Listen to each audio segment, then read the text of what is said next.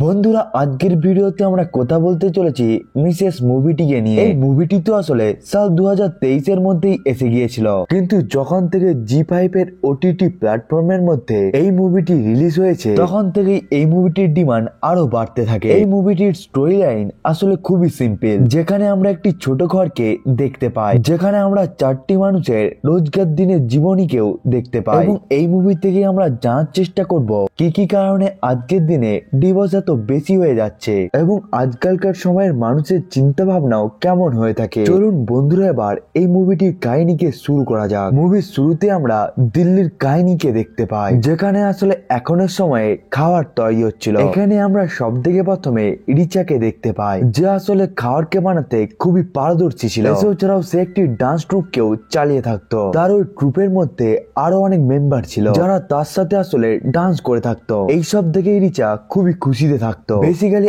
আজকের দিনে যে এই সমস্ত ভালো ভালো খাবারগুলো তৈরি হচ্ছিল, সেগুলোর পেছনে আসলে কারণ ছিল আজকে রিচাকে দেখার জন্য একটি ফ্যামিলি এসেছিল, যেখানে দিবাকর এবং তার মা বাবা রিচাকে দেখতে এসেছিল। এখানেই তারা একে অপরের সাথে দেখাশোনা করে। এখানে যখন রিচা দিবাকরকে পাসওয়ার্ড শেয়ার করে, তখন ওই পাসওয়ার্ডটি ছিল তো আসলে অনেকটাই সহজ, যেটি ছিল A1 B2 C3 D4 E5।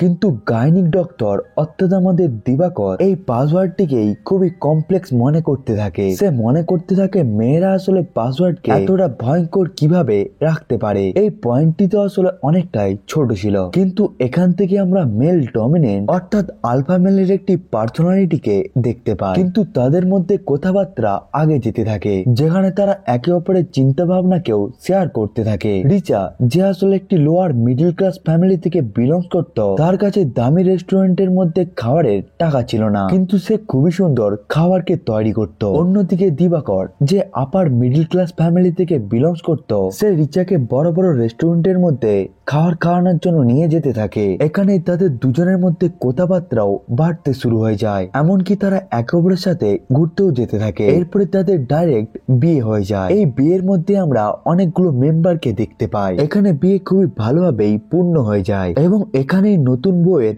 এন্ট্রিও হয়ে যায়। এখানেই দিবাকরের পিসি রিচাকে বলতে থাকে তার ডান পাকে এখানোর জন্য, যাতে সে ধানের গটিকে ফেলিয়ে বিয়ের সমস্ত রীতি রেওয়াজকেই পূরণ করতে পারে। এখানে আমরা দিবাকরের আরেকটি জেঠুকেও দেখতে পাই, যে আসলে একটি গিফটের লিস্টকে বানাচ্ছিল, যাতে তারা জানতে পারে এই বিয়ের মধ্যে আসলে কে কে তাদেরকে কি গিফট দিয়েছে। এখান থেকে সিন শিফট হয়ে চলে যায় রাতের দিকে, যেখানে রিচা নিজের গোল্ডেন নাইটের জন্য তৈরি হচ্ছিল। সে এখানে নিজের নাইটিকেও পরে নিয়েছিল। সে জানতো আসলে আজকে রাতে কি হতে চলেছে। সে আজকে আসলে খুবই খুশিতেও ছিল। এরপরে আমরা দিবাকরকে দেখতে পাই, যে নিজের সমস্ত কাজকে পূরণ করে নিয়ে এসে গিয়েছিল। সেও নিজের এই বিয়েতে খুবই খুশি ছিল। তাদের দুজনের প্রথম রাত খুবই ভালোভাবেই কেটে যায়। এরপরে সিন শিফট হয়ে যায় পরের দিনের মধ্যে। এখান থেকে ধীরে ধীরে একের পর এক প্রবলেমও শুরু হয়ে যায়। দিবাকরের মা, যে আসলে ঘরের মধ্যে 24 ঘন্টায় ঘরের কাজগুলোকে করে থাকতো, তার সাথে সাথে রিচাও ঘরের সমস্ত ধরনের কাজগুলোকে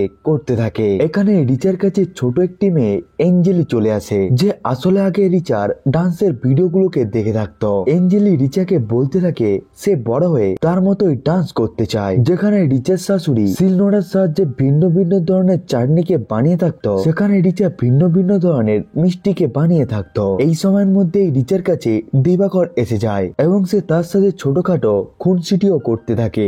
এখানে দিবাকর রিচাকে ঘরের সমস্ত রুলস বলতে থাকে। সে বলতে থাকে আমাদের ঘরের মধ্যে পেগ সকাল 9টার মধ্যে ব্রেকফাস্ট যেন তৈরি হয়ে যায়, কারণ তার বাবা ওই সময়ের মধ্যেই ব্রেকফাস্টকে খেয়ে থাকে। যেমন ভাবে বিয়ের পরের দিন বর যেয়ে থাকে বউয়ের বাড়িতে, এখানে রিচা যখন নিজের ঘরের মধ্যে এসে যায়, তখন তাদের ঘরের মধ্যেও খুবই টেস্টি খাবার তৈরি হয়। এখানে দিবাকর নিজের শ্বশুর শাশুড়িকে জিজ্ঞাসা করতে থাকে আপনারা আসলে যে সুন্দর খাবারটিকে আমাকে খাওয়াচ্ছেন, সেই রকম খাবার কি আপনারা রিচাকেও শিখিয়েছেন? এখানে রিচার মা দিবাকরকে আশ্বাস দেয় যে আমরা চেষ্টা তো অনেকটাই করেছি, সে আসলে খাবারও খুবই ভালো বানায়, কিন্তু সে শ্বশুর বাড়িতে কেমন খাবার বানাবে সেটি তো তোমাদের উপরেই ডিপেন্ড করবে। এরপরে সিন শিফট হয়ে যায় পরের দিনের মধ্যে, যেখানে দিবাকর নিজের ঘরের মধ্যে এসে গিয়েছিল, যেখানে দিবাকরের মা অর্থাৎ রিচার শাশুড়ি এক এক করে সমস্ত বাসনকেই মাজতে শুরু করে। এখানে রিচা তাকে বলতে থাকে, আপনি ছেড়ে দিন, এই বাসনগুলোকে আমি মেজে দেবো, অথবা কালকে চাকররা এসে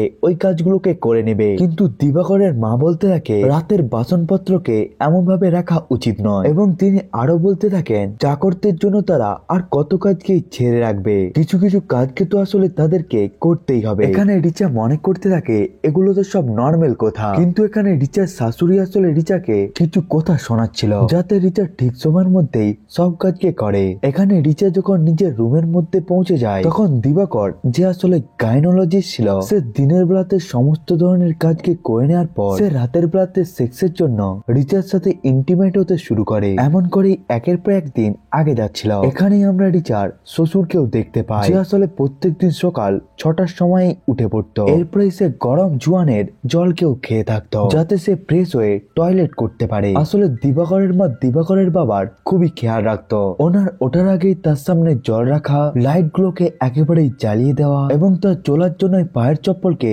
তার সামনেই নিয়ে আসা। এখানে আমরা দেখতে পাই রিচা আসলে যেখানে ঘরের সমস্ত নর্মাল কাজগুলোকে করছিল, অন্যদিকে দিবাকর ভিন্ন ভিন্ন ধরনের গেমকে খেলে থাকতো। এই জন্য দিবাকরের লাইফ আলাদা চলছিল, অন্যদিকে ঘরের লাইফই আলাদা চলছিল। এরপরে একদিন বেসিনের মধ্যে একটি নোংরা আটকে যায়, অর্থাৎ খাবারের কিছু টুকরো ওই জায়গার মধ্যে আটকে গিয়েছিল। এরপরে বেসিনের জল পুরোপুরি ভাবেই ভর্তি হতে শুরু হয়। বেসিনের মধ্যে খাবারের টুকরো আটকে যাওয়ার জন্য দিবাকরের মা ওই বেসিনের মধ্যেই হাতকে ঢুকিয়ে নেয়, এবং সে ওই খাবারের টুকরোকেই বাইরে বার করে নেয়। কিন্তু রিচা আসলে এই কাজটিকে করার জন্য খুবই ঘৃণা বোধ করছিল, এই জন্য সে এই কাজটিকে করার জন্য কোনো চাকরকে দিয়ে এই কাজটিকে করাতে চাচ্ছিল। কিন্তু এখানেই দিবাকরের মা বলতে থাকে, এটি আসলে ডেইলি লাইফের কাজ, এই জন্য আমাদেরকে কারোর উপর ডিপেন্ড না হয়ে এই ছোট কাজগুলোকে আমাদেরই করা উচিত। এরপরে রিচা এক এক করে খাবার বানাতেও শুরু করে। সে আসলে এখানে একটি স্যালাডকে বানিয়েছিল, যেখানে তো শুধুমাত্র কয়েকটি রকমেরই ফল ছিল, কিন্তু সে ওই ফলগুলোকে ভালোভাবে কেটে ডিজাইনকে বানিয়ে নেয়। এরপরে সে ওই ফটোকে ক্লিক করে নিয়ে নিজের বন্ধুদেরকে পাঠাতে চেয়েছিল। এখানে সকালের 9টা বেজে গিয়েছিল, ব্রেকফাস্টের জন্য খাবারও তৈরি হয়ে গিয়েছিল। দিবাকর এবং তার বাবা খাবার খাওয়ার জন্য বসে গিয়েছিল। এখানে আসলে দিবাকরের মা গরম গরম রুটিকে বানিয়ে দিবাকর এবং তার বাবাকে দিয়ে থাকতো, কিন্তু রিচা আসলে এই কাজটিকে করতে পারতো না। সে আসলে রুটিকে বানিয়ে নিয়ে হটপটের মধ্যে রেখে দিত। এই জন্য রিচা এই জায়গার মধ্যে রুটিকে বানিয়ে নিয়ে সোজা হটপটের মধ্যে রেখে দেয়। দিবাকর এবং তার বাবার ব্রেকফাস্ট হয়ে যাওয়ার পর রিচা এবং দিবাকরের মা খাওয়ার জন্য বসে পড়ে। এর কিছু সময় পরে রিচা তার বন্ধুদেরকে মনে করতে থাকে, যারা আসলে ভিডিও কলের মাধ্যমে নিজেদের ডান্সিং কে দেখাতেও থাকে। তারা এখানে রিচাকে বলতে থাকে, রিচা তুই কেন আমাদের গ্রুপ থেকে চলে গেলি? আমাদের ডান্স গ্রুপ তোকে ছাড়া পুরোই অসম্পূর্ণ। তুই তো আসলে আমাদেরকে এনকারেজ করে ডান্সকে শিখিয়েছিলি, কিন্তু তুই এখন আমাদের সাথে নেই, এই জন্য আমরা আগে যাব কেমন ভাবে? এই জন্য তুই সপ্তাহের মধ্যে একদিন তো এসে যা। এর উত্তরে রিচা বলতে থাকে, সময় থাকলে অবশ্যই যাব।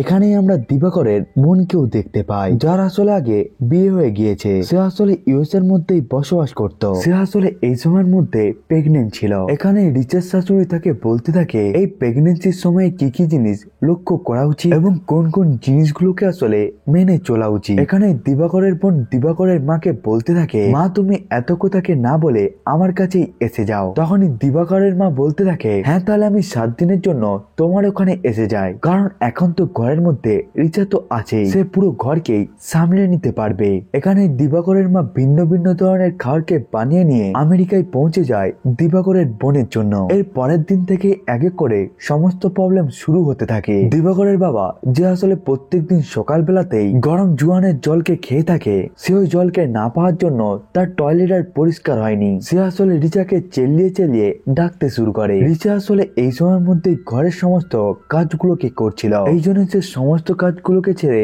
জোয়ানের জলকে নিয়ে চলে আসে। এরপরে দিবাকরের বাবা বলতে থাকে সে আচার খাবে। দিবাকরের বাবা আসলে সিনোরার আচারকে খেয়ে থাকতো, কিন্তু রিচা আসলে সিলভারটার সাহায্যে আচারকে বানাতে জানতো না, এই জন্য সে তাড়াতাড়ি মিক্সার মেশিনের সাহায্যে আচারকে বানিয়ে নেয়। এরপরে যখন দিবাকর এবং তার বাবা ব্রেকফাস্টের জন্য বসে পড়ে, তখন প্রথমত মতো আচার সিলভারটার সাহায্যে নয় বরং মিক্সার মেশিনের সাহায্যে বানানো হয়েছিল, যেটিকে আসলে দিবাকরের বাবা পছন্দ করেনি। অন্যদিকে রিচা রুটিগুলোকেও হটপটের মধ্যে রেখেছিল। তখনই দিবাকর জিজ্ঞাসা করতে থাকে গরম রুটি কি নেই। এরপরে রিচা আবার দৌড়ে দৌড়ে রুটিকে বানাতে শুরু করে। অন্যদিকে দিবাকরের বাবা ওই আচারকে পছন্দ করেনি, এই জন্যই তিনি দই দিয়েই খাবারকে খেয়ে নেয়। এখানে রিচের সমস্ত কিছুকেই বানাতে বানাতে নাজেহাল হয়ে যাচ্ছিল।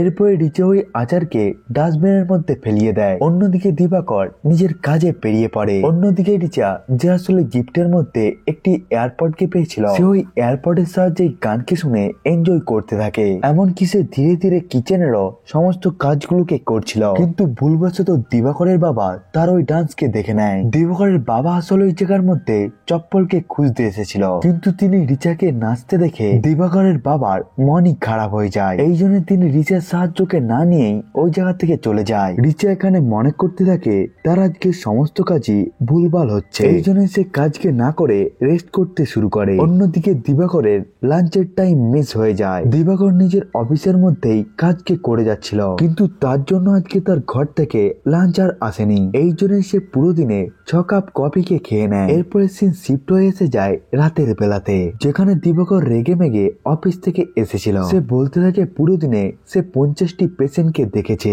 কিন্তু এরপরেও সে ভালোভাবে লাঞ্চকে করতে পারেনি। এই জন্য সে তাড়াতাড়ি তাকে ভালো খাবারকে বানিয়ে দেওয়ার জন্য বলে দেয়। রিচার এমন খাবার বানাতে বানাতে অনেক দিনই পেরিয়ে যায়। এরপরে একদিন আবার বেসিনের মধ্যে খাবার আটকিয়ে যায়, যার ফলে বেসিন দিয়ে আর জল আর যাচ্ছিল না। এর ফলে জমে যাওয়া জল একটু একটু করে পড়তে থাকে। এই জন্য রিচা নিজের হাজবেন্ড দিবাকরকে বলে দেয় সে যেন কালকে প্লাম্বারকে নিয়ে আসে ওই বেসিনকে ঠিক করার জন্য, কিন্তু দিবাকর এই কাজটিকে করতে ভুলে যায়। এই জন্য রিচা ওই পাইপের মধ্যেই একটি কাপড়কে জড়িয়ে দেয়। এরপরে সে পড়তে থাকা জলকেও মুছে দিতে থাকে। এমন ঘটনা অনেকদিন ধরেই চলতে থাকে। এখানে দিবাকরের প্রত্যেক দিনেরই অভ্যাস ছিল তার অফিস থেকে ফিরেই রিচার সাথে সেক্স করা, কিন্তু এই সময়ের মধ্যে রিচার পিরিয়ডস এসে যায়। এই জন্য সে দিবাকরের কাছে যায়নি। সকালবেলা যখন দিবাকর উঠে পড়ে তখন সে রিচাকে জিজ্ঞাসা করে তুমি কেন রাতের বেলায় আমার কাছে আসনি। তখনই রিচা বলতে থাকে আমার পিরিয়ড স্টার্ট হয়ে গিয়েছে, যার উপরে গাইনোলজিস্ট নিজে অর্থাৎ যে সমস্ত রোগগুলোকে ডক্টর দেখে থাকে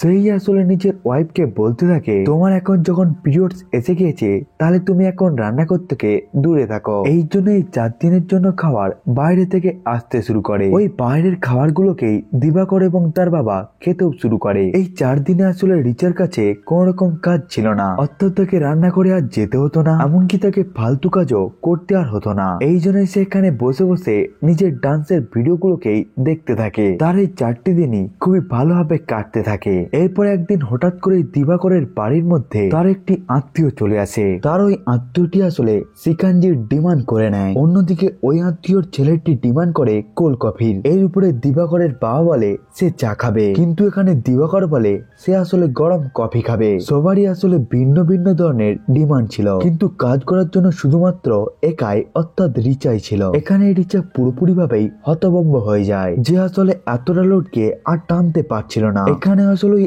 আত্মীয়টি চেয়েছিল শিকাঞ্জি, কিন্তু সে পেয়ে যায় লেবুর শরবত। এই জন্য সে রিচাকে বক্তব্য শুরু করে দেয়। সে এখানে বলতে থাকে শিকাঞ্জি আসলে এক প্রকারের আর্ট, এই জন্যই শিকাঞ্জি খুব কম মানুষই বানাতে পারে। এই জন্য একদিন আমি তোমাকে শিকাঞ্জি বানানো শেখাবো। এখানে রিচার মন অনেকটাই খারাপ হয়ে যায়, কারণ সে সবার কথাগুলোকে শোনার পরেও তাকে বোকানি খেতে হচ্ছিল।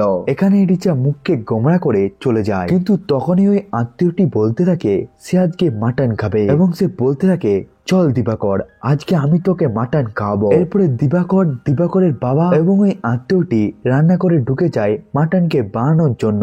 তারা ওই মাটনকে খেয়ে খুবই ভালোভাবে এনজয় তো করে নেয়, কিন্তু রিচা যখন রাতের বেলা এসে নিজের কিচেনকে দেখে তখন সে দেখতে পায় তার কিচেন পুরোপুরি ভাবেই খারাপ হয়ে গিয়েছে, কারণ সমস্ত জিনিসপত্রই খোলা ছিল, এমনকি জিনিসপত্র সব ভিন্ন ভিন্ন জায়গার মধ্যেই পড়েছিল, অর্থাৎ তারা 3 জনে মিলে কিচেনের অবস্থাকে খারাপ করে দেয়। এরপরে রিচা পুরোপুরি ভাবেই ওই কিচেনকে ক্লিন করে নেয়। এমন ভাবে দিন এক এক করে আগিয়ে যাচ্ছিল। রিচা এই সময়ের মধ্যে একটি স্কুলের মধ্যে জয়েন হতে চেয়েছিল, কারণ সে ডান্সকে খুবই ভালোবাসতো, কিন্তু দিবাকরের বাবা এই কাজটির জন্য তাকে আর পারমিশন দেয়নি। সে বলতে থাকে এই ঘরের মহিলারা ডান্স করলে আমাদের ফ্যামিলির সবার চলে যাবে। তুমি কি জানো তোমার শাশুড়ি আসলে পিএইচডি করে রেখেছে, কিন্তু সে নিজের বাচ্চার উপরেই ধ্যান রেখেছিল। এই জন্য তার বড় ছেলে অর্থাৎ দিবাকর একজন খুবই ভালো ডাক্তার এবং তাদের ছোট মেয়ে বাইরে অ্যাব্রোটের মধ্যে সেট হয়ে গিয়েছে। এই জন্য বাচ্চাদের উপর সবসময় খেয়াল রাখা উচিত যাতে তারা সবসময় ভালো জায়গার মধ্যে পৌঁছাতে পারে। এমন ভাবেই তোমাকে কাজ করতে হবে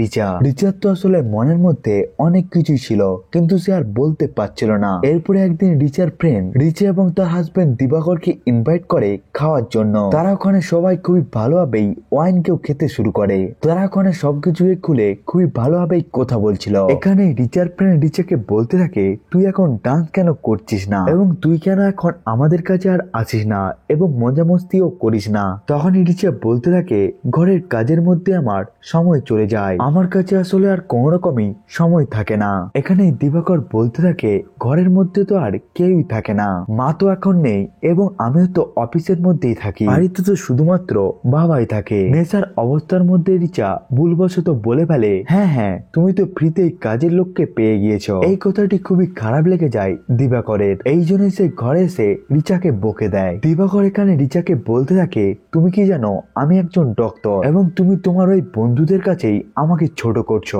আমি তো আসলে সমস্ত জিনিসপত্রকেই তোমাকে দিয়ে থাকি, এরপরও তুমি আমাকে সবার কাছেই ইনসাল্ট করলে। এখানে আসলে তাদের মধ্যে ছোটখাটো একটি ঝগড়া হয়ে গিয়েছিল কিন্তু এরপরও দিবাকর রাতের বেলাতে সেক্স চাইতো। এই জন্যই দিবাকর রিচার সাথে ওই সময়ের মধ্যেই সেক্স করে নেয়। আসলে এই সময়ের মধ্যে রিচা সেক্সের মুডে ছিল না, আসলে এই সময়ের মধ্যে দিবাকরকে সহ্যই করে চলছিল। এমন করেই এক এক করে দিন কাটতে থাকে যেখানে দিবাকর ভুলে গিয়েছিল তাকে প্লাম্বারকে ডাকতে হবে। অন্যদিকে রিচাও দিবাকরকে এই সম্বন্ধে কিছুই আর বলেনি, সেও আসলে এই কষ্টকে সহ্য করতে থাকে। অন্যদিকে দিবাকরের বাবাও খুবই ভালোভাবে খাওয়ারকে আর পাচ্ছিল না। এই জন্যই দিবাকরের বাবা দিবাকরের পিসি ল্যাব্রিনকে ডেকে নেয়। এখানে দিবাকরের পিসি আসলে খুবই খারাপ ছিল। এখানে তিনি এসেই রিচাকে বলতে থাকে আমি তো এখানে এসেছি তোমাকে সাহায্য করার জন্য, কারণ আমার ভাই এতদিন ধরে খারাপ খেয়ে খেয়ে পুরোপুরি ভাবে বোর হয়ে গিয়েছে। এই জন্য আজকে আমি খুবই ভালোভাবে চিকেনকে বানিয়ে তাকে খাওয়াবো। সে তো আসলে এখানে নামমাত্রই খাবারকে বানাতে এসেছিল কিন্তু সে তো আসলে এই জায়গার মধ্যে এসেছিল এই ঘরকে চেকিং করার জন্য। ঘরের মধ্যে আসলে কি কি জিনিসপত্র খারাপ হয়ে গিয়েছে এবং কোন কোন জিনিসপত্র এমনি খোলা রয়েছে। এখানে যেতে যেতে তিনি রিচাকে ঠেস মেরে যায়। তিনি এখানে বলতে থাকে যে ঘরের মধ্যে কিচেন খারাপ হয়ে থাকে সেখানে আসলে কোনো কিছুই ভালো হতে পারে না। এর পরের দিনই আসলে করবা চৌথের ব্রত এসে যায়, সেখানে ইন্ডিয়ান কালচারাল হিসাবে মহিলা চাইলে নিজের পতির জন্য ব্রত রাখতে পারে কোন রকম খাবারকে না খেয়ে। দিবাকর যে আসলে নিজের ওয়াইফ রিচাকে ভিন্ন ভিন্ন সুস্বাদু রেস্টুরেন্টের খাবারকে বলে থাকে কিন্তু রিচা যে আজকের দিনে পুরোপুরি ভাবে না খেয়ে রয়েছে সে তার কাছে ভিন্ন ভিন্ন ধরনের কথাকে বলতে থাকে। সে বলতে থাকে এখানের পাস্তা খুবই সুন্দর, এমনকি এখানের পিজা খুবই সুন্দর। এর উপরে দিবাকর ওই ডান্সকেও দেখতে পেয়ে যায় যে ডান্সকে আসলে রিচা নিজের সোশ্যাল মিডিয়ার মধ্যে ছেড়ে রেখেছিল। ওই ভিডিওটির জন্য দিবাকর রিচাকে বকতে শুরু করে। সে রিচাকে বলে দেয় ওই ভিডিওটিকে ডিলিট করার জন্য। এর উপরে সে বলতে থাকে আমাদের ফ্যামিলির মধ্যে কেউ ডান্স করুক এটি আসলে আমাদের ফ্যামিলির জন্য শোভা দেয় না, এই জন্য তোমাকে এই সমস্ত কাজগুলোকে ছেড়ে দিতে হবে। এই জায়গার মধ্যে রিচা বলে দেয় আমি ওই ভিডিওটিকে ডিলিট করব না, তোমার যা করার ইচ্ছা তুমি করে নাও। কারণ রিচা এই জায়গার মধ্যে পুরোপুরি ভাবেই ওভারলোড হয়ে গিয়েছিল। এমন করে একদিন দিবাকরের বাবার বার্থডে এসে যায় যেখানে খাওয়ার জন্য 12 জন আত্মীয় স্বজন এসে যায়। চাইলে এখানে দিবাকরের ফ্যামিলি বাইরে থেকে সমস্ত ধরনের খাবারকে অর্ডার করতেই পারত কিন্তু তারা আসলে চাইতো রিচাই সমস্ত ধরনের খাবারকে বানাবে এবং সেই ওই সমস্ত খাবারগুলোকে সার্ভ করবে। এরপরে সে ওই সমস্ত বাসনপত্রগুলোকেও ভালোভাবে মাজবে। এখানে রিচা কাজ করে করে পুরোপুরি ভাবে পাগল তো হয়ে গিয়েছিল এবং এই জায়গার মধ্যে দিবাকরের ঘরের মধ্যে ওই আত্মীয়টিও চলে আসে যে আত্মীয়টি আগে সিকাঞ্জি খেতে চেয়েছিল। সে এইবারেও দিবাকরের কাছে এসে সিকাঞ্জিকে চেয়ে নেয়। আগের বারে রিচাকে ওই আত্মীয়টি বকে তো ছিল, এই জন্য রিচা এইবারে খুবই রেগে যায় এবং এতদিন ধরে বেসিন থেকে যে জল বাইরে বার হচ্ছিল, বেসিন যেটি আসলে এতদিন ধরে ঠিক হয়নি, সেখানের মধ্যে থাকা জলকেই ব্যবহার করে রিচা সমস্ত গ্লাসগুলোকে ফুল করে নেয় এবং সে সমস্ত আত্মীয়দেরকেই বলে দেয় এটি আসলে হলো সিকাঞ্জি। যখন দিবাকর এবং তার আত্মীয়রা